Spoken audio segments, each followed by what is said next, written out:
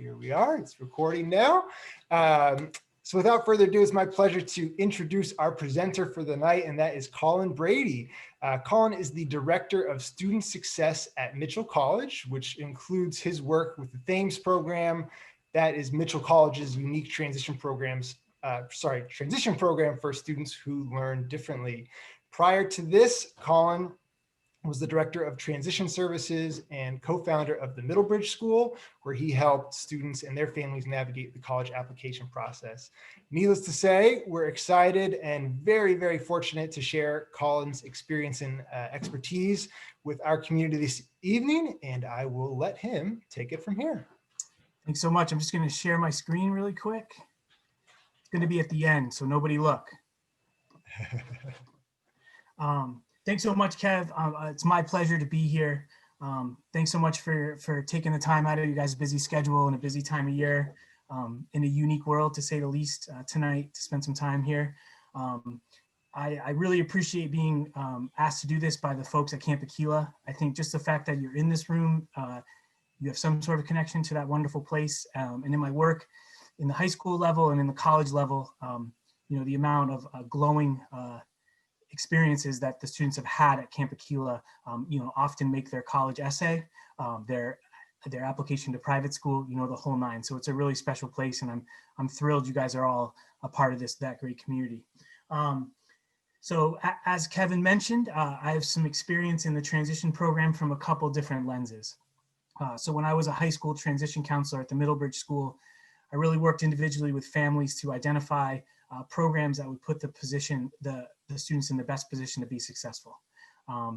Through travel, getting my feet on the campuses around the country, conversations and constant research, we developed a pretty strong transition program over there to help students really find the next step. And currently, I'm working on the other end of that, where families are trying to find the right position with the THAMES program or some of our other great programs at Mitchell and elsewhere. So, I think I have a unique perspective. But for tonight, I really want to talk about kind of the transition process for your sons and daughters. So the objective of tonight is to just really talk about what transition means as a whole. So obviously, transition is the next natural step. So we want to be able to put our students in the best position to be successful, and achieve that success in a very healthy and well-rounded way as they try to meet and achieve their goals. So how do you do that? Well, hopefully some of the things that we'll talk about tonight will be some helpful hints as you start to evaluate whether it is your son or daughter and the programs out there to see if you can find the best fit. So obviously when we talk about transition, it's the change of one environment to the other. This can be extremely stressful. We think no matter who the person is on the walks this earth, transition can prove itself to be very challenging. So when students are transitioning out of high school, truthfully, it's an important bridge from dependence to independence.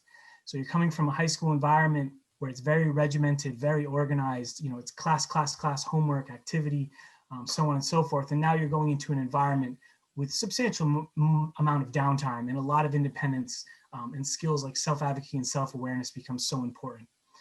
So while it is a significant milestone in the educational career of the student, certainly it is for their family. We know when we work with students who learn differently, that mom and dad and families are often and always the #1 advocate for the students. So this transition encompasses the whole family. We try to design our process around including everybody that this is part of. And certainly with students with learning differences, transition is the natural transition of going off to college, that bridge to independence, is going to coincide with other various challenges, with accommodations and things that we'll certainly talk about. But that's kind of our working definition of transition when we talk about taking our education to whatever the next level may be. So I think there's four kind of general factors to consider. So when we talk about how do we tell if our students are ready, or what is the right next step, or what's the right next program, there's a lot of things to consider, but I think looking at concrete factors versus observable ones is a great place to start. Your concrete factors can be found on student grades, educational testing, any kind of NeuroPsychs or information you're working from people that have really worked with your family as part of your student success team. What are those concrete examples? And how do those compare to the observable ones? So we're talking about the ability of time management, getting up on time, taking care of your hygiene in the morning. How are students navigating through areas of disappointment or struggle? So trying to compare and contrast those two things, I think, is very important. The other piece is when we talk about readiness and factors, what about learning difference specific versus adolescent specific? Adolescent specific, there's going to be a lot to handle when you transition to a college campus for everyone. Laundry, restricted dining hall times. If it closes at 2 o'clock, guess what? It closes at 2 o'clock. So there's lots of adjustments and things that are adolescent specific to everybody transitioning to a program. But then we also have to compare and contrast and add to the LD specific areas of concern. Problem solving, time management, organization, executive function skills, all of those things that fall into that extra layer of stuff that we have to consider when we're looking at transitioning to the next step. So when we talk about readiness, every student is different. Every student learns their own style, has their own strengths, has their own areas of challenges, we know. But I think it's important to try to break it down into some manageable parts as a way to get some information, to get some facts around it, and also can in turn lead to some goal setting part of this. So we kind of divided up into three categories. So I think globally, when you look at your student for readiness, internal motivation is a key. Does the student want to pursue a 4-year degree? Do they want to do a 2-year degree? Would they like to pursue a trade? Would they like to take a gap year? Where your student is at is really, really important. And that can run the whole line of it. It can be, the motivation can fall that they're very anxious about the transition, but it also can be very much ready for the challenge. So identifying the internal motivation of your student. Self-advocacy. Self-advocacy, in my opinion, is one of the most important pieces that you can have on a college campus. The ability to find the right person to get the question answered, to utilize your supports, to utilize anything on campus that can help you achieve success. So where does your student self-advocacy fall? And then of course, your student's own sense of readiness. Going back to internal motivation, where does your student fall? Are they completely intimidated by the college process and thinking of going to college?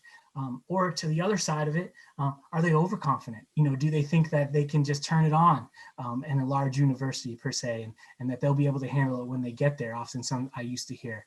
So measuring that is a really part of those pieces are really part of that global readiness. When we talk about academics, I certainly like to break it down to overall academic ability. So work completion, test taking, paper writing, really some of those concrete, tangible pieces that we can evaluate. Cognitive potential, when we're talking about educational testing, that gives you a good sense. Certainly we know that a lot of students aren't great test takers, but certainly cognitive potential is something to consider when you're looking at readiness. Executive function, I think of course you can throw study skills in there, but how does your student do staying organized and completing tasks and handing in tasks? One thing we see with Zoom a lot is students miss that final step of hitting submit more than you think. So really evaluating that. When a student has a test, what's the game plan? Do they have a study plan? Do they have a plan to write a 5-page paper, a 3-page paper? So those study skills, those are great indicators of readiness. And I think social, residential, and emotional factors are extremely, extremely vital as a part of it. As I mentioned before, that transition to college, truthfully, college comes with a lot of downtime. It's class, break, class, you do your homework. It's not as regimented in the high school level. So where does your student fall in that emotional maturity? Where does your student's social skills and self-awareness around social skills? How can you navigate a disagreement with a roommate, a disagreement with someone on your hall? Are you using your self-advocacy to involve a staff member? The give and take, all of those pieces are very, very important. Level of empathy. College is one great big community, and in a dorm living, there's a level of empathy as people experiencing different things. Independent living skills, of course, is a must. Waking yourself up, getting to class on time, all of those factors, doing your laundry, managing your food and your diet, all of those factor into readiness. And of course, hygiene, taking care of yourself, making sure you're showering regularly, brushing your teeth, also trying to live healthy, how's your diet? Because, sometimes the food at college isn't the best, as we've all experienced, many of us have experienced.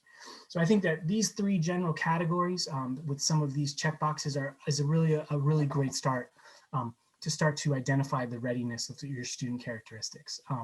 There's certainly more that are going to be towards your particular student, but these are some of the main ones that in my experience have been really invaluable. So when we talk about the transition process to then starting to evaluate programs and options, I believe that there's 4 components. So coming back to student ownership, at the end of the day, the student that will be in the class and on campus will be the student. It won't be the parent, it won't be an advocate, it won't be anyone else. So making sure that supported, that the student is heavily involved in the decision-making, and ultimately, hopefully, throughout a really solid process and informational process, your student is making the best decision because they've been given the best facts. So that student ownership piece is huge. Again, being realistic. I know that when you're graduating high school with a learning difference, your journey has been winding, it's been difficult, it's been triumphant. Everyone has a different adjective for it. So being realistic is very, very important. I recognize that not every program, actually there's no perfect program out there, but finding the best one to put your student in a position to be successful, so important to keep that momentum and that growth going. Collaboration and communication, they are separated, but they're very similar. So to collaborate, you have to be a good communicator, and you're collaborating with your students' transition team, anyone, the programs you're looking at, people like Kevin, people like myself, working together to get as much information to try to find that thing, and just have those open lines of communication is really, really important to make this process positive and really less stressful. So when we talk about what's out there, we know that there's a lot of options. There's a 2-year college with your associate's degree, there's 4-year colleges, gap year programs, and there's vocational and certificate paths. Every student has a different path, and we're going to talk a little bit about these programs coming up. So when we talk about a 2 to 4-year college, I'm going to include community college in this piece. So this would be the most quote unquote traditional path. It's what a lot of our students know just from, it's ingrained in you throughout education. You go on to college, it's in movies, it's in television shows. So it's certainly the most traditional path. One thing that's important when we're looking at 2 to 4-year colleges is that the Americans with Disabilities Act mandates that all colleges and universities provide some level of services and or accommodations for students with an LD. I think that's an absolutely vital thing. So if you end up at a school or a community college or wherever it may be, that is by law your right. And then some of these colleges, 2 or 4-year, offer supports and services that will certainly be much more comprehensive than others. Some are well known in the space for support, some have standalone programs, and so those will be much more comprehensive and might be a better option as we look forward. So on that note of colleges with programs, I'm sure that many of you have brought open Google and searched my exact title. And I'm sure that there are a lot of schools that come up in all sorts of different kinds of lists. So what I would like to share with you guys is kind of a system. I didn't invent tiers by any stretch of the imagination, but a system in how we presented options in schools to our families. So we define tier 1 schools as schools with dedicated learning support programs. These learning support programs are going to be part of the DNA or the culture of the school. These are schools and programs that are historically known for supporting students with learning differences. They're often on the smaller size, 4,000 and less. And so those are the highest level, the most comprehensive support programs out there. To give you an example, Landmark College in Putney, Vermont, Beacon College in Leesburg, Florida, and of course, Mitchell College in New London, Connecticut are really strong examples of Tier 1 schools. Certainly there are more. I just wanted to give you guys a couple of examples. As Kevin mentioned, I have tons of handouts, including a pretty strong tier list moving forward. The Tier 2 schools, we would categorize these schools with standalone support programs. The biggest difference, in my opinion, would be just the size. So you're running from a student body from 4 to 8,000 students. So the LEAP program at the University of Denver and the AIM program at Mercer University in Erie, Pennsylvania are two that really stand out to me in the Tier 2 schools. Really fantastic standalone programs. You're getting very comprehensive services, but the biggest difference between Tier 1 and Tier 2 is navigating the size of the school. So it's navigating your class size, it's navigating your dorm size, it's navigating the getting involved piece. That's a major, major difference. Tier 3 schools, we would categorize those as schools with support, but they're going to have a student body of anywhere from 7,000 to 8,000 students or above. Great examples of that are the University of Arizona and the University of Connecticut. The SALT program at the University of Arizona is awesome, and it's very well known and does great work with its students, but you have to navigate to be at the University of Arizona. Whereas a school like Mitchell, your English 101 class could be 22 students with high touch by the professor. The University of Arizona, your English 101 could often be 200 students and things of that nature. So navigating that piece of it, but also navigating the social aspects of it. So like I said, I think tiering it makes those lists that you search a little bit more manageable, a little bit more to categorize them. You know, you might start to break down a couple of Tier 1s, a couple of Tier 2s, and start to really dive into the research, trying to match up again with the readiness of your student. So when we talk about the other options out there for so many of our students, we talk about gap years, we talk about vocational and certificate programs, such great programs out there that really have a really great end result. So some of the certificate programs and vocational programs that I've worked with families on, commercial driver's licensing, firefighting, automotive, vet tech, culinary, electrician, carpentry, early childhood. These are really, really great programs that prepare you to pursue a job, a career in an area and get some high level training. There's one point I really is important to make about vocational and certificate programs, and I think community college also falls into this category, is the social outlets for your son or daughter. Oftentimes, if you have an 18 or 19-year-old in these programs, some of the peers that are also in the program can vary in age as people, change careers and they're just kind of on their own winding path. And I think that's the same for community college. So it's important to consider, if you're going to pursue these great paths, what would be a social outlet for your son or daughter to have the downtime? Because we know that full circle educational piece is so important to just feeling great about yourself, feeling connected, feeling part of something. So, obviously great programs, but that is something to truly consider when we're thinking about, those types of programs. And then GAP and independent living programs. There are many out there. These often help with the transition to college. They'll work towards independence. Many will have a balance of college, internship, job opportunities, residential support, academic support. It's really truly that transition to help work, allow that student another year to grow, to mature, to continue to develop an understanding of their own learning style, and then help them move on to whatever their next natural step is. Some of those examples are our THAMES program at Mitchell College really does that.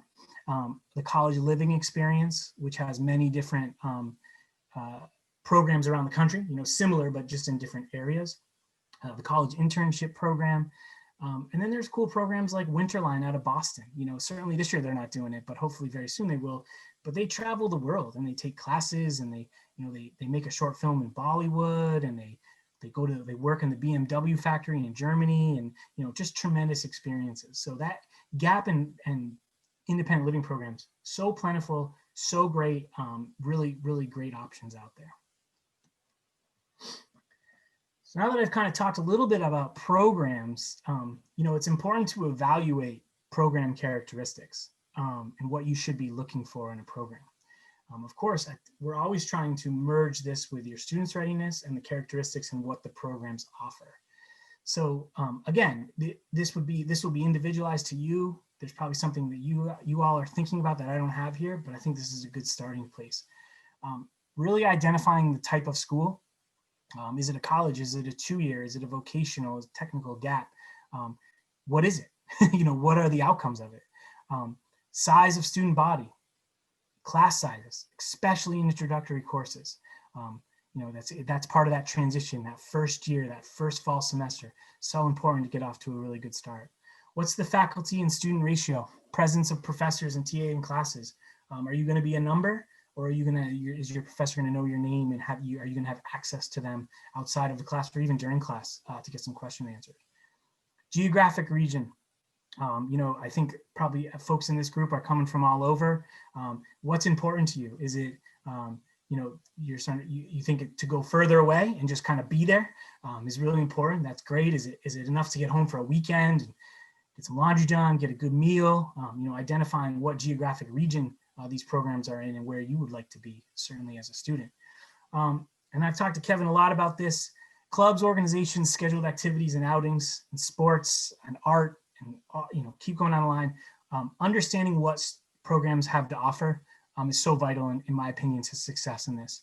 We see students when they quote unquote are home by Halloween, when they leave a little early, it's rarely academics. It's not feeling connected to the campus, feeling isolated, feeling lonely, not feeling like they're members of the community. So what do these programs offer outside of the classroom to get students involved, to tie them into that community, which makes them value that community, which in turn, as we know, grows in concentric circles of success academically and just further.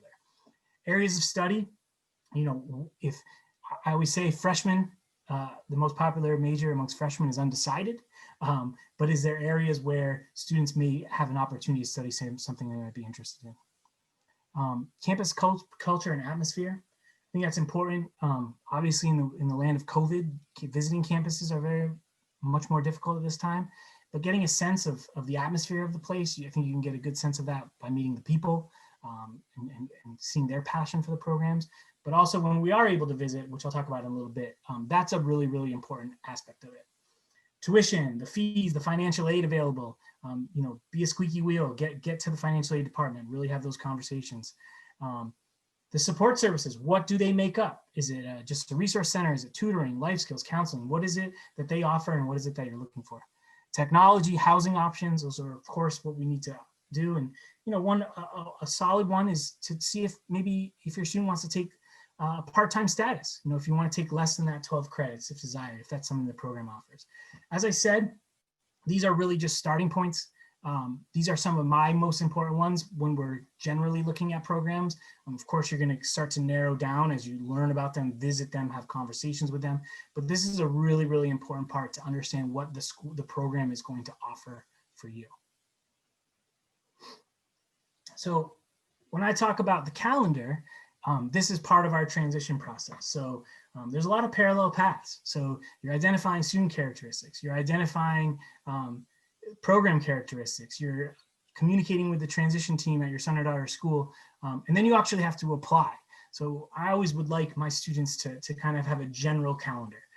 I will disclaim, if please don't feel like you're behind in any way or anything like that. If it's not that, this is just kind of a recommended piece. So when we talk about junior year is really when we start to get started. Sophomore year for sure, but sophomores are still, they're still kind of adjusting to high school and they're digging it hopefully, and they're getting through it and working. So junior year, you start to kind of tilt that scale towards what's next. And I think a really well thought out, patient way of doing that is dividing it up into semesters. So we're not overwhelming, we're not rushing, we're not missing things, giving us as much wide-eyed vision to what might be next as best.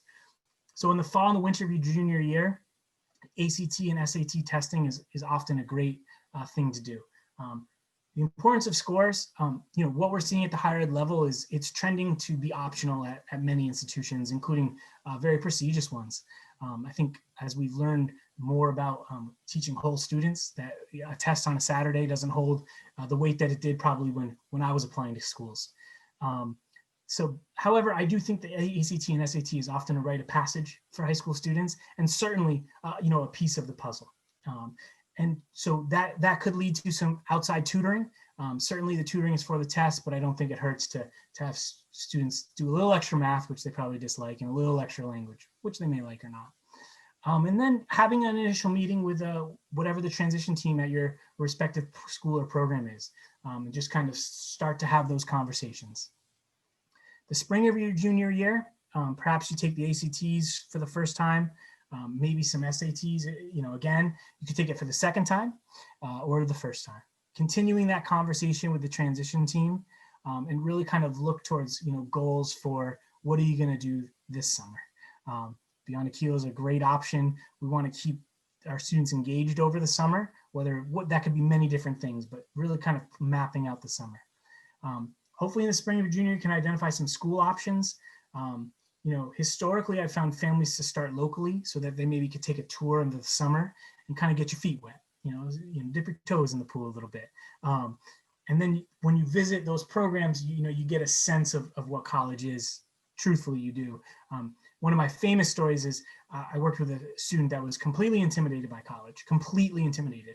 And I took him over to URI because I'm down in Narragansett, Rhode Island. And I took him over to URI, really just low key, just him and I, just walk around, kind of wanted him to observe, see what was going on.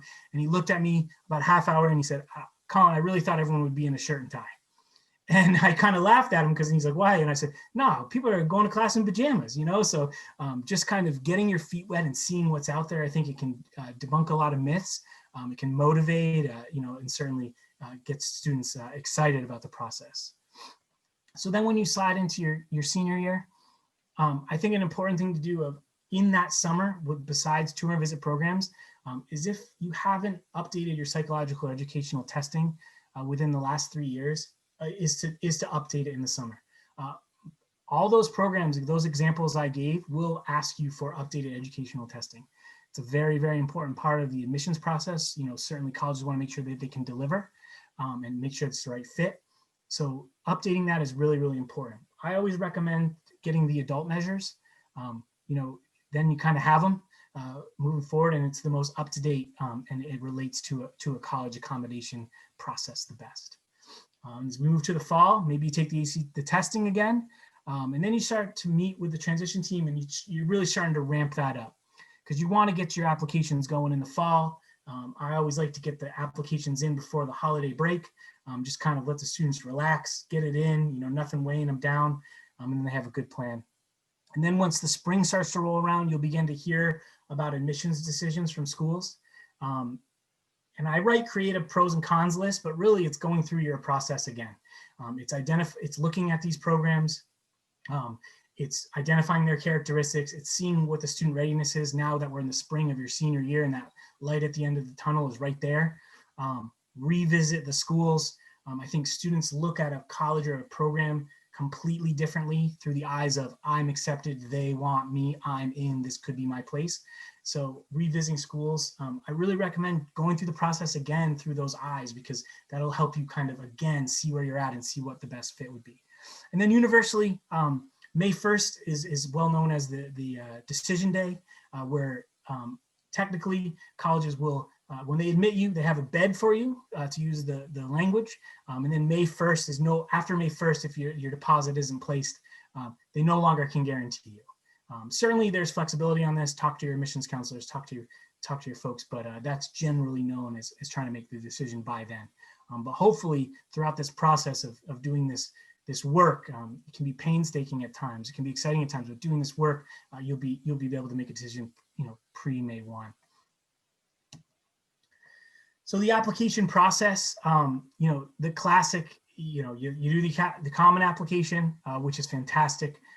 You get your letters of recommendation. I always like to, if you can vary it up, that's great. If you have a boss or a karate teacher that you've worked with for 10 years, a teacher is always recommended because it can speak to that academics. But finding and requesting those letters of rec are really important.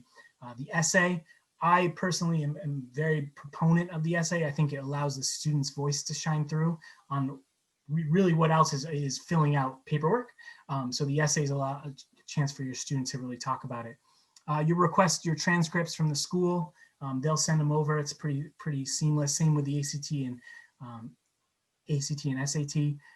And then if you've ever taken a college transcript, like in a dual enrollment or piece, depending on your program, they may ask for evidence of that to give you the credit and transfer it over. That every college has a different process of that.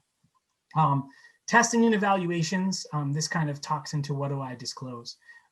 So I would say that most of these colleges with support programs it's going to be a supplemental piece to apply to these supplemental programs. Some not, but most.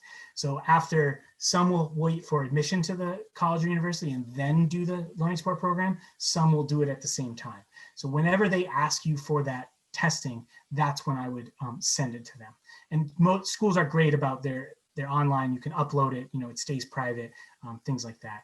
And then I think that goes into what I disclose. So, what do you say about your learning difference or your experience?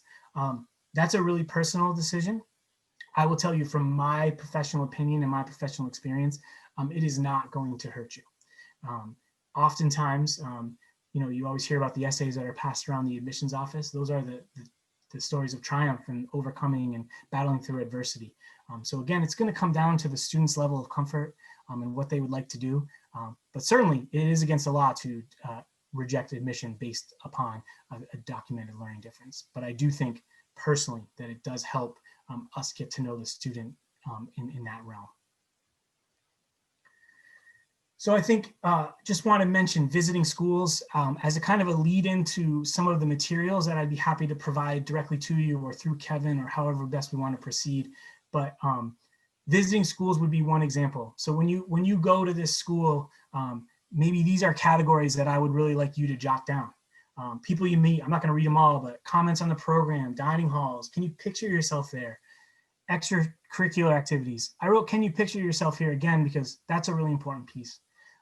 Campus centers, the program supports. When we talk about these things, these are things to really decipher and think about and process because they're going to be so important. To give you an example, this is one page of a tour reflection worksheet. Check mark, the second and third page have some areas to jot down some notes, but it's really this kind of broken down. Now, I would never ask a student to carry it around like with a clipboard as they're touring to college and doing it. But I would say right when the tour is done and you sit in that car, or if there's a coffee shop on campus, sit down and do it and just get your thoughts out immediately. As sometimes on the drive home, it can become the worst place you've ever seen, or it can become the greatest place you've ever seen. So get your thoughts down as a way to reflect. This is just, again, one example of some of the materials in the hard copies, some of those concrete things that you can fill out about your schools that I have available, and I'm happy to share with everybody. Really passionate about folks with their transition. I hope that's coming through. So one helpful hint when you visit schools, definitely request for a one-on-one tour. Most schools worth their salt will accommodate that. I just think it's so important to walk around, and hopefully it is with a student, because you'll have time with admissions personnel before and after, but hopefully a student, just you, your son and daughter, and the student, you're going to get a feeling from the student. They're going to communicate what it's like to be a student there. Why did they choose there? How's their experience been? That student experience is so great.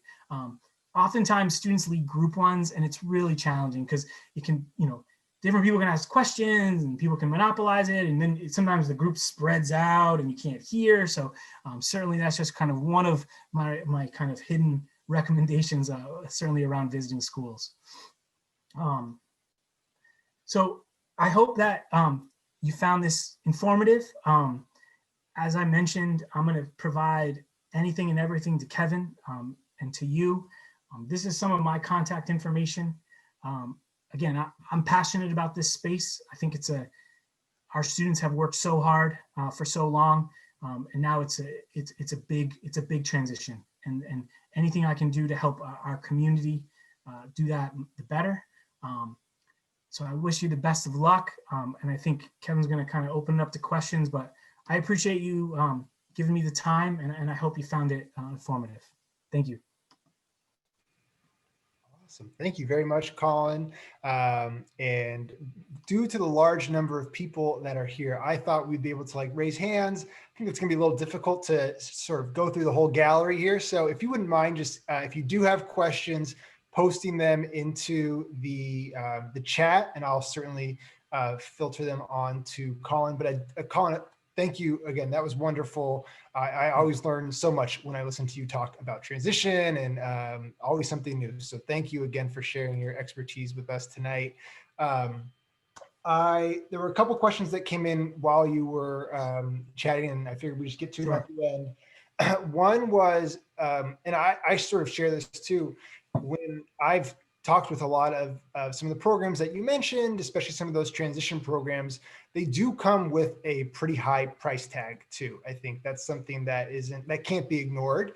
And I'm curious if you're aware of certain scholarship funds or anything that is helpful on that end that you can maybe share with families tonight. Sure. So I would say the first thing to kind of identify if you're really interested in a school in terms of tuition is how that they would bill you. So is there support program, the fee for that built into your tuition? If that's the case, then normally your financial aid and merit will kind of take away from that chunked number.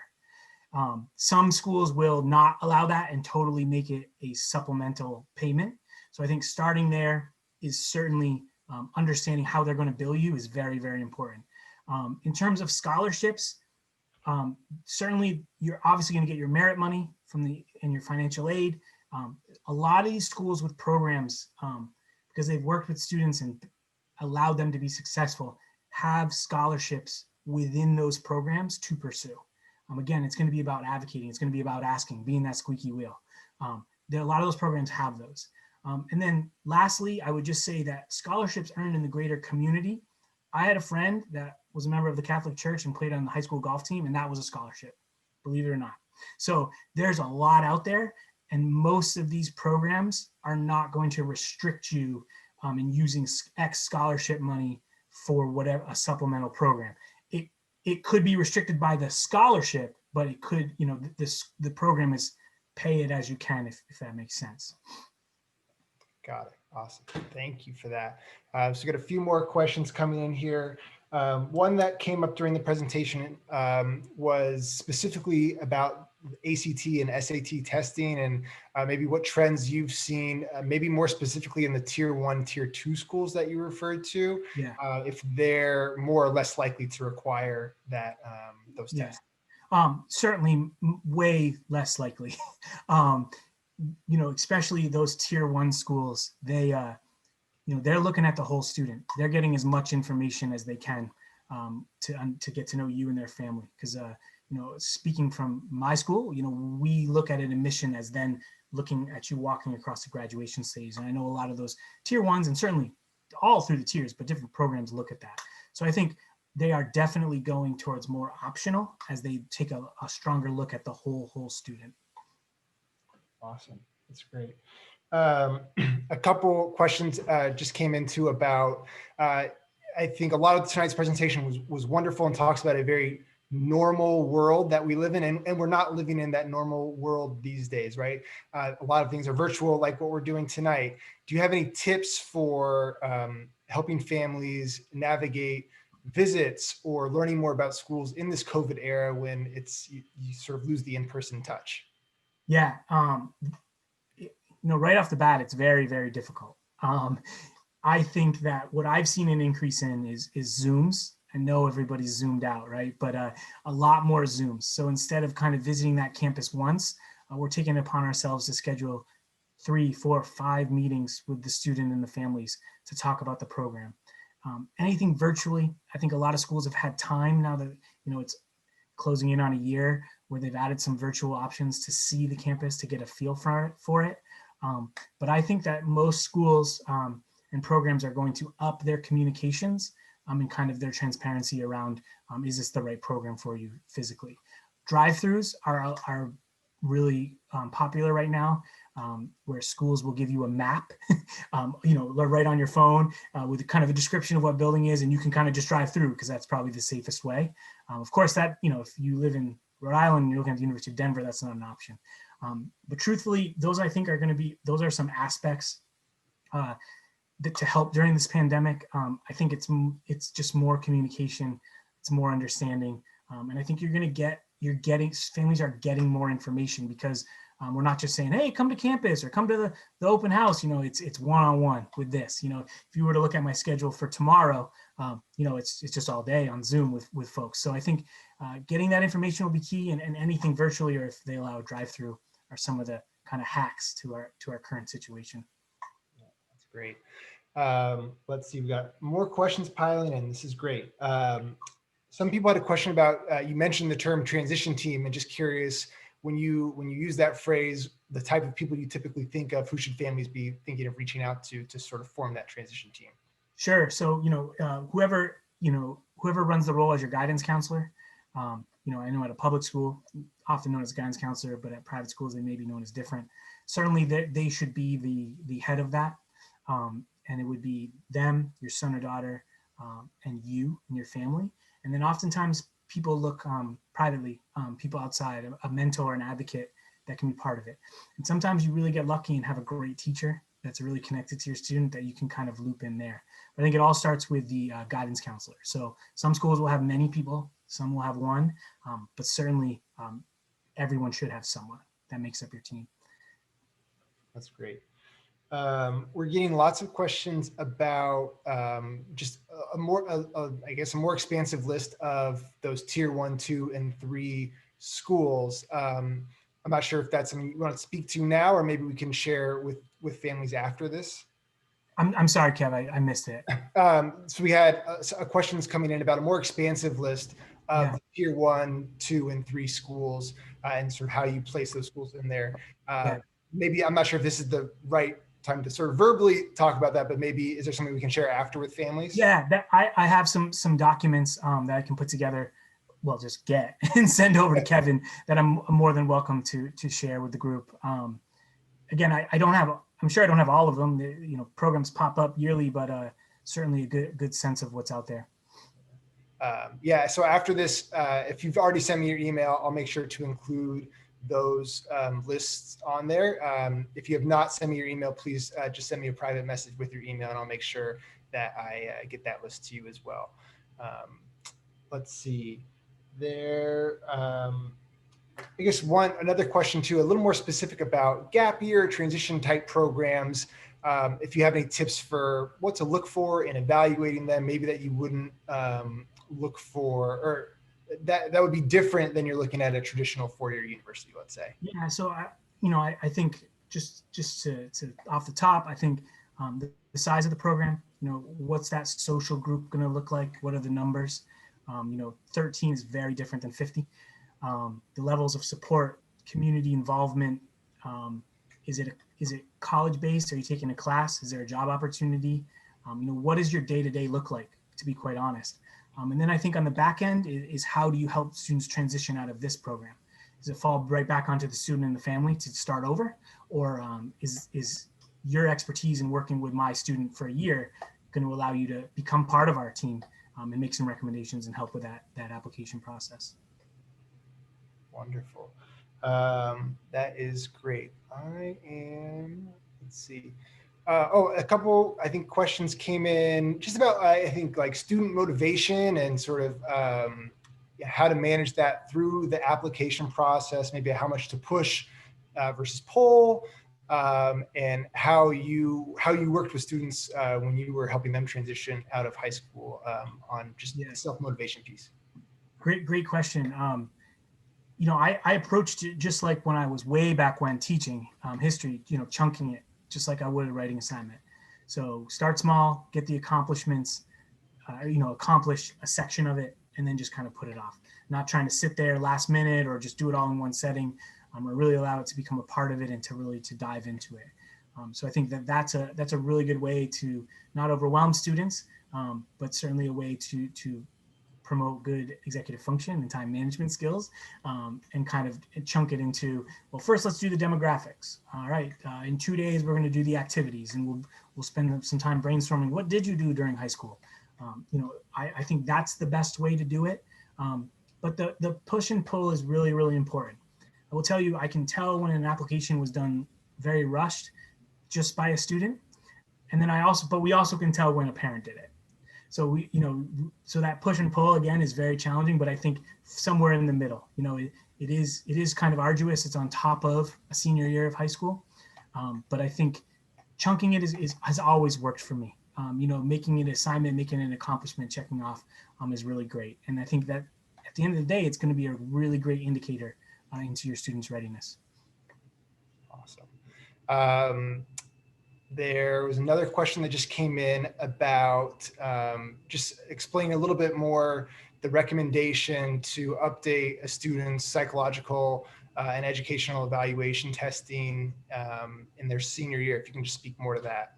Yeah, I think, mainly it's because you have to have it within 3 years to qualify for these programs for the most part. So I think that's kind of the leading motivation for it. I think it also is going to give the most updated insight into your student in that realm, because it's recently done. And it really is a great opportunity for your student to read it and start to understand it. When I was doing transition, the last project that we would do is have our students write their own NeuroPsych, which was pretty great, because we want students to understand areas of strength, areas that they need to advocate for themselves. And that's obviously one piece of the puzzle.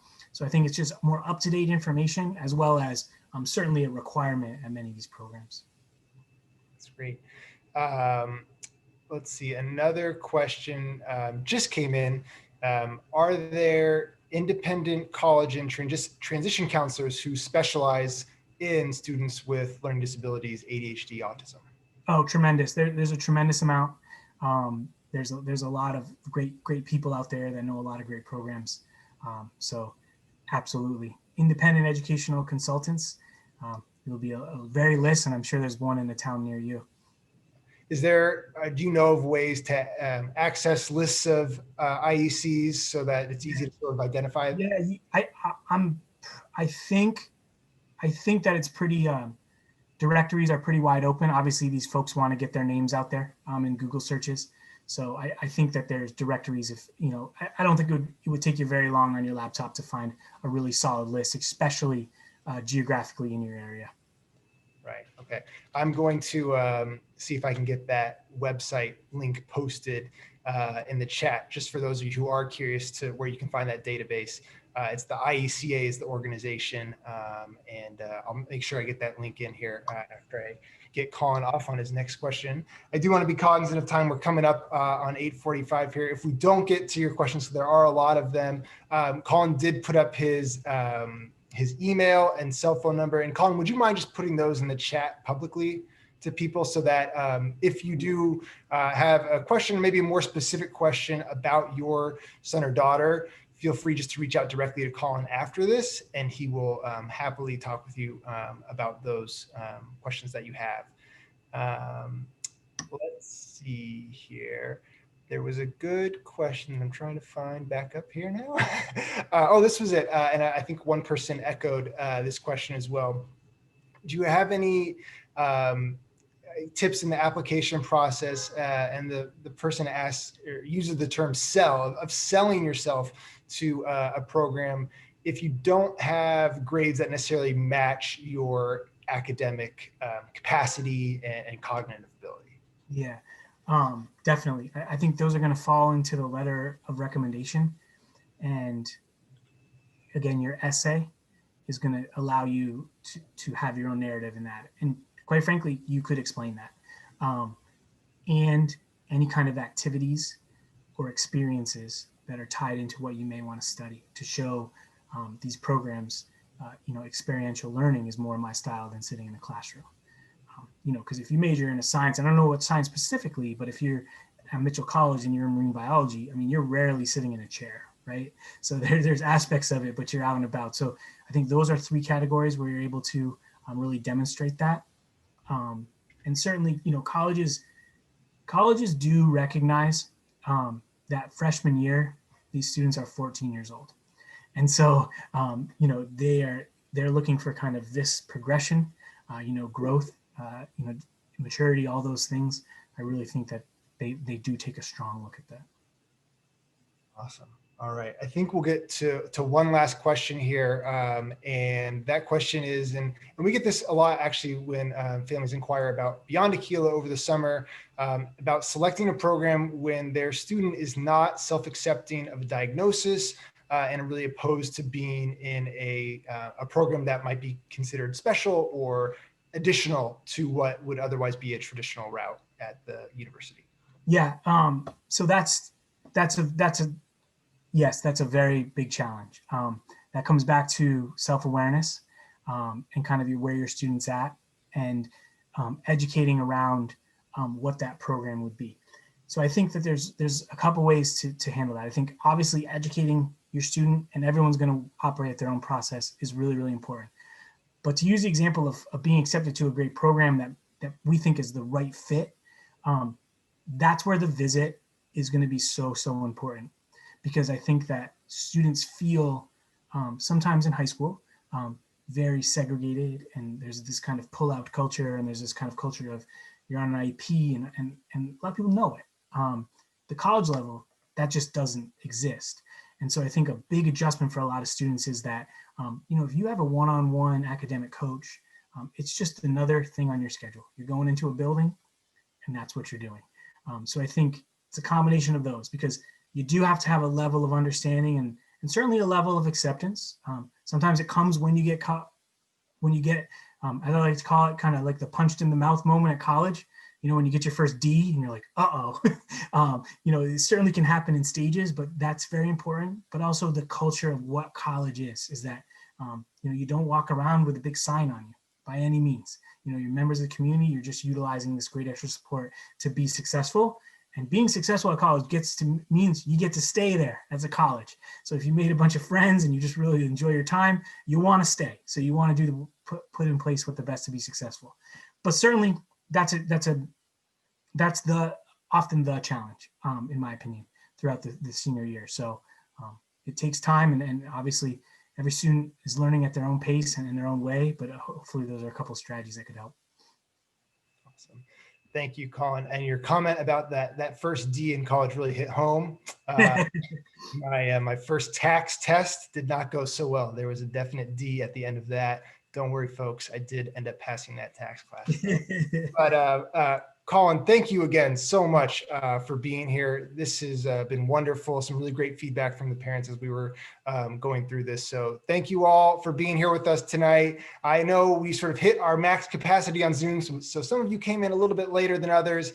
But if you please just write your emails in the chat box to me privately. I promise I will get you a recording of this webinar to all of you. That'll include the Q&A at the end here. And certainly Colin's information is in the chat. You can feel free to email me as well. And again, thank you all for being here. We're so glad we could put this together for you tonight, and so glad that it was helpful. And thank you all, and we'll talk to you soon. Have a good night. Thank you. Take care of each other. Be safe.